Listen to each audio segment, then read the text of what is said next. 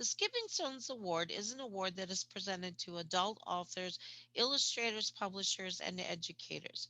The Skipping Stone Award has three different categories that a book or teaching resource can get an award for: multicultural international, ecology and nature, and teaching resources. The first Skipping Stone Award was presented to authors in 1994.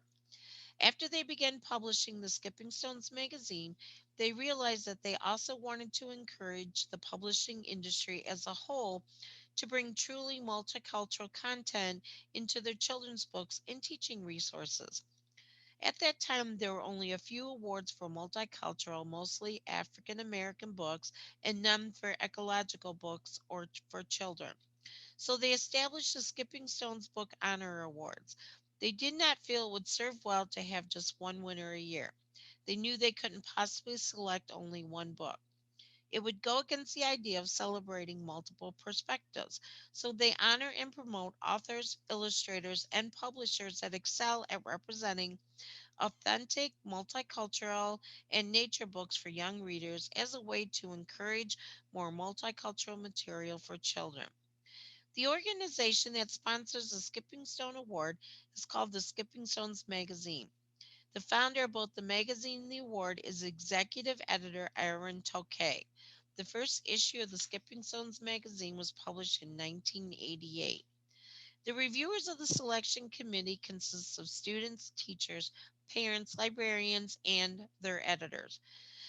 Each year, up to 20 different individuals from diverse cultural backgrounds help decide which books to recommend. They use a review sheet created by Eugene based Young Writers Association members, which keeps the reviews consistent. Teaching resources, resource books, or educational material on themes such as international, multicultural tolerance, and peace. What the evaluators are looking for: one, does the book come alive to you?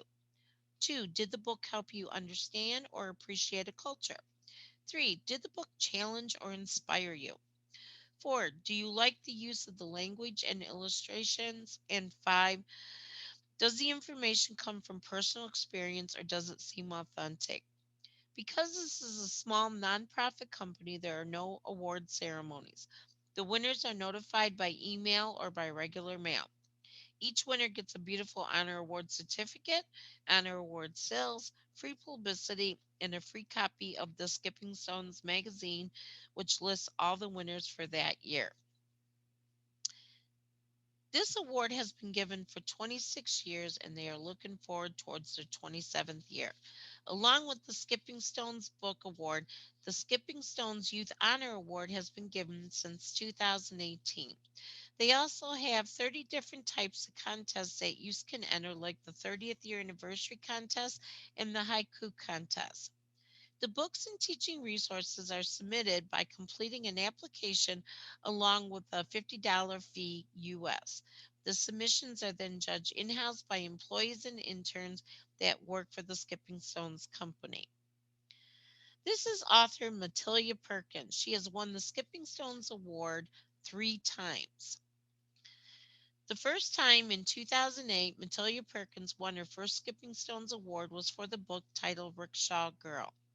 In a small Bangladesh village, everyone knows that Naomi draws the most beautiful alpina patterns that are used to decorate their homes during special occasions. But money is tight, and Naomi wonders how this talent can help her earn any money. Naomi lives in a society that only values girls for cooking, cleaning, and gathering water. The only way to make any money is to drive the rickshaw like her father, but only boys are allowed to do this.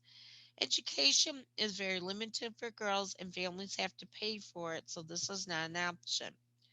Her father is always saying how happy he is to have daughters, but she doesn't feel good about being a girl right now. Despite these barriers, Naomi is more determined than ever to help her family get out of poverty. What will she do? Will she find a way? Then Naomi hears of a woman who is supporting herself. Is there hope? Will this help her find an answer? This book is a heartwarming story of a girl who wants to put her talents to use to help her family. I think if you're a girl between the ages of 7 to 10 years old, you will really enjoy this story. I'm a grown woman and I loved reading it. This story will give you a glimpse into a life that is very different than your own. You can tell that the author, Matilda Perkins, was talking from personal experience when she wrote the book. I would rate this book an 8 out of 10. The second award that Matilda won was for the book called The Secret Keeper. Asha and Reed are two sisters who are complete opposite. Reed is beautiful, sweet, and patient. Everything a teenage girl in India should be back in 1974. Asha is competitive, skinny, a tomboy. She argues with adults and is very competitive. Even though they are so different, the sisters have a tight bond and they are part of a happy family. Things take a drastic change when their dad loses his job and decides to leave India to go to the United States to find work. The girls and their mom are forced to leave their home in modern Delhi and move into Baba's relative's small, strict, old fashioned home in Calcutta. Their worlds are turned upside down. Asha is not allowed to play football or cricket anymore. She can't even go for a walk without someone being with her, and Asha's sister is attracting way too much boy attention. There's no money to send the girls to school anymore, and their mother is so depressed that she isn't any help to anyone. The sisters have named the mother's depression the jailer. The only place Asha can escape is to a flat roof where she spends most of her time. She calls her diary the secret keeper. Soon Asha realizes she is not alone. The boy next door is watching her. They develop a forbidden friendship with a hint of the boy liking her. Between keeping her new friendship a secret, keeping her mother from the jailer, and her aunt and uncle trying to marry off her sister to each new boy that tries to get to her, Asha has her hands full. When will Dad send for them? Will Dad send for them at all? Will Asha's secret be exposed? And will the aunt and uncle get their way and marry off Asha's sister to a total stranger? Anybody who's ever had a secret that they want to keep from their parents must read this book. This book is a great story for boys and girls from the ages of 12 to 16. I loved reading this story because it reminded me of when I was younger and some of the secrets I had to keep. I would give this book a rating of 9 out of 10. You can tell the author has had firsthand knowledge of the culture since she knows so much about different areas and their customs for each area. This book is a great way to compare the differences between Asha's life and your own. The last book I want to talk about is was written by Matilda, and she won the award in 2011. The book is titled The Bamboo People. This book is told from the viewpoint of two teenage boys who are on opposite sides of a war going on between the government of Burma and the tribal people. Bang! The door bursts open and soldiers storm inside, waving their guns around. Boys and girls are screaming. It's a trap, Chico thought to himself. It was all a lie. Since his father, who is a doctor, is in prison for betraying the government, his family needs money, so he takes the risk to apply for a teaching job, only to get kidnapped by the military. Chico is not a fighter, he is a book loving boy.